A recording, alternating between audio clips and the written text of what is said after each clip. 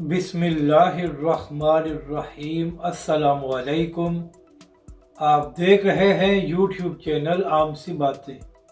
शाह महमूद कुरैशी ने तहरीक लब्बैक पाकिस्तान को भी बातचीत की दावत दे दी और मरियम नवाज साहिबा अब आप खुद फैसला करें कि इस्टेब्लिशमेंट की जमात कौन सी है।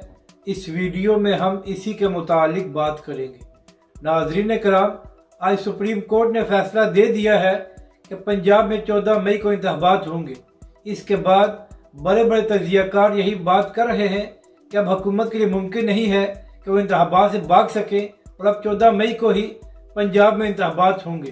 तो इसी हवाले से शाह महमूद कुरैशी साहब जो PTI के वाइस चेयरमैन हैं, उन्होंने मीडिया टॉक की है। तो शाह महमूद कुरैशी साहब ने कहा कि सब सियासी जमातें जो पंजाब में इंतखाबात में हिस्सा ले रही हैं, उन सबको मिलकर एक लाएमल तैयार करना चाहिए ताकि पंजाब के इंतखाबात पुरअमन तरीके से हों और माहौल ख़राब ना हो।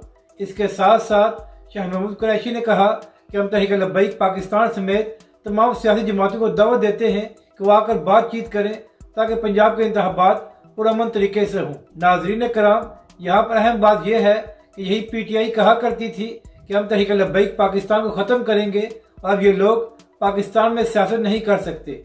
और आज PTI का वाइस चेयरमैन तहरीक लब्बैक पाकिस्तान को बातचीत के लिए दावत दे रहा है, जबकि दूसरी जानब नाज़रीन कराम, कुछ अर्सा कबल मरियम नवाज साहिबा ने एक इंटरव्यू देते हुए कहा था कि वो तहरीक लब्बैक पाकिस्तान को सियासी जमात तस्लीम नहीं करती क्योंकि ऐसे ग्रहों को इस्टेब्लिशमेंट ने कायम किया है।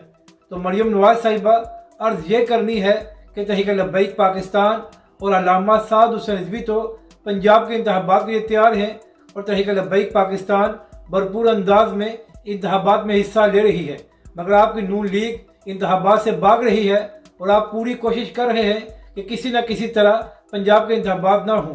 तो मरियम नवाज साहिबा जो अवामी जमातें होती हैं, वो तहरीक लब्बैक की तरह हमेशा इंतखाब लड़ने के लिए तैयार रहती हैं, और जो लोग अवाम से खौफजदा होते हैं और जो एस्टेब्लिशमेंट के बलबूते पर सियासत करते हैं, वह नून लीग की तरह इंतखाबात से भागते हैं। तो मरियम नवाज साहिबा आप खुद फैसला कर लें कि एस्टेब्लिशमेंट की जमात कौन सी है और अवामी जमात कौन सी है।